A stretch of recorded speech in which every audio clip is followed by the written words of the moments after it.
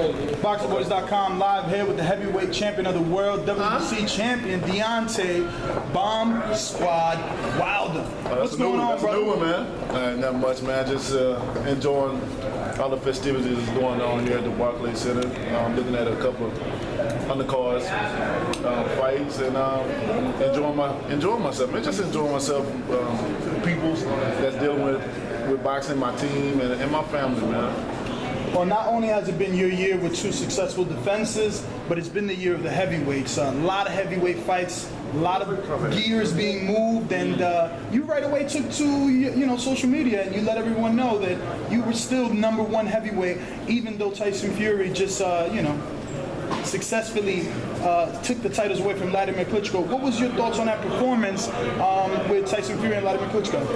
Man, like I said before, I just thought it was a Dancing with the Star episode. It was a boring fight. When they go back and look at the fight, they're gonna say the same thing.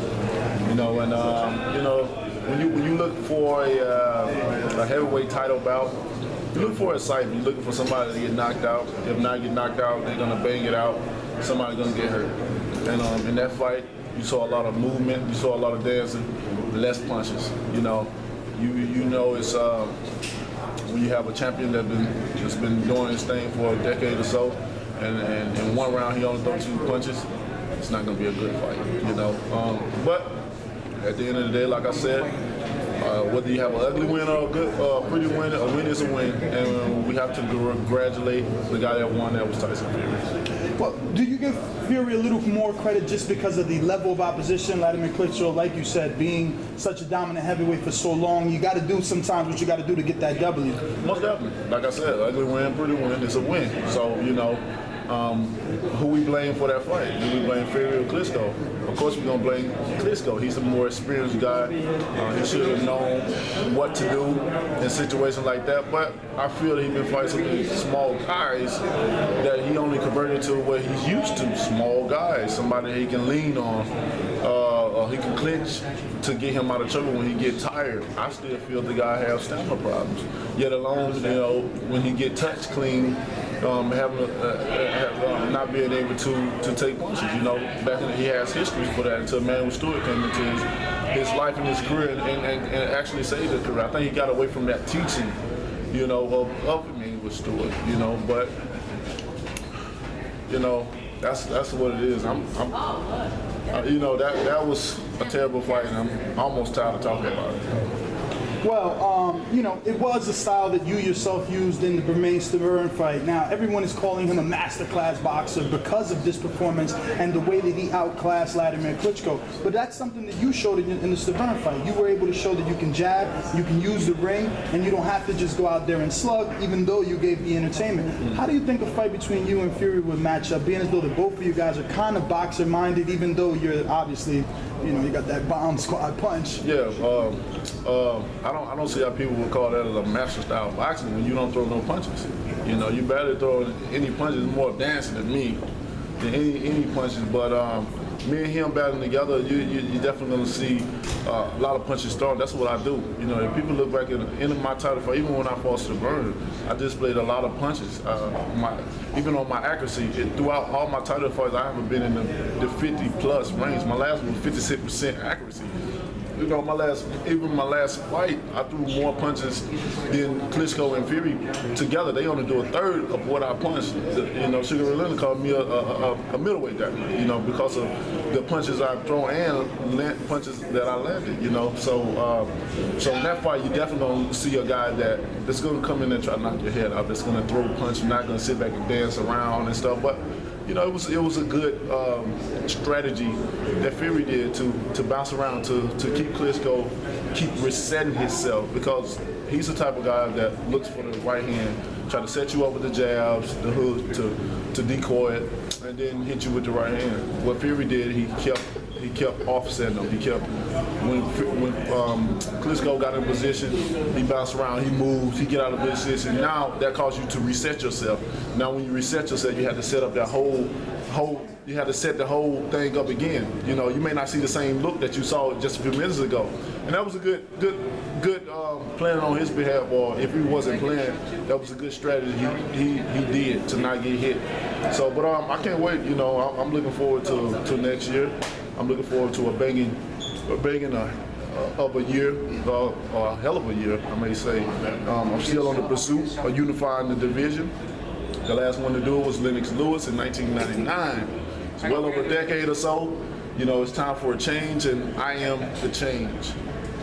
Now, obviously, last but not least, I know you have a lot of people waiting for you. How long do you think a fight is going to take to make between you and Fury? Because this has been something that's been brewing for a long time. So us hardcore fans know that you guys have been going at it on social media for about 3 years now. So this is nothing new. Yeah, about 3.5 years to be exact.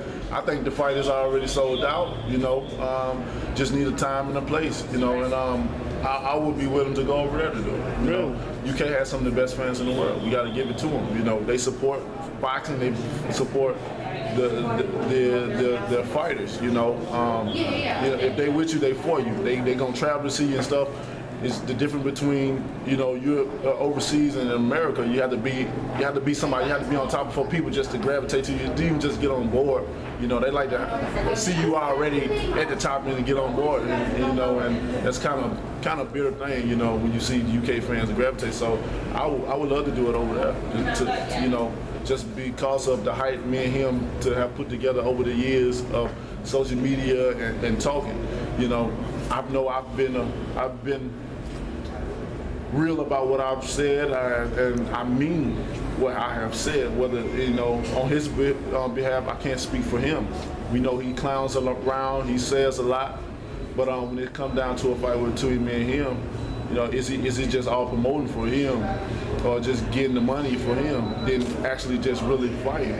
I know he will fight, you know, and he's a great guy. I like him for the sport of boxing, the entertainment part, the singing, the dressing up at press conferences. That's entertaining, and it brings a memory where people can laugh and enjoy it, you know. But when they come in that ring, it ain't no more playing around, no more talking. It's time to get it on. I'm ready to get it on. You know, I'm tired of talking. I don't want to do no talking. Short one. Is it because of your love for Muhammad Ali and the fact that he's your mentor that you feel like you need to travel out of the country to defend your title in another country the way that he did? Yeah, not only just that, but just when I hear heavyweight champion of the world champion, I hear not only just fighting in America, not only just fighting where you're from, but of the world, you know. That ain't not just defending against guys of the world. I feel this a two-part thing. That not just fighting guys all over the world, but also traveling to fight as well too. You know, so I love to travel, and I feel that the Olympics prepare me to travel to different places, even places I'm not comfortable with. You know, I like a challenge, and sometimes I like to be in the enemy's territory, an arena full of other countrymen beside myself, and they rooting against me. You know, they even more allow me to want to whoop that ass even more. You know, so and then bring that belt back home. It may be a long trip there, but it's going to be an enjoyable long trip coming back because I'm coming back with something. I came empty-handed, but I came back with some hardware to add to the collection that I already have. Thank you very much. Deontay, I've got a question for me here for you. Wait. You're good. Yeah, we're going to get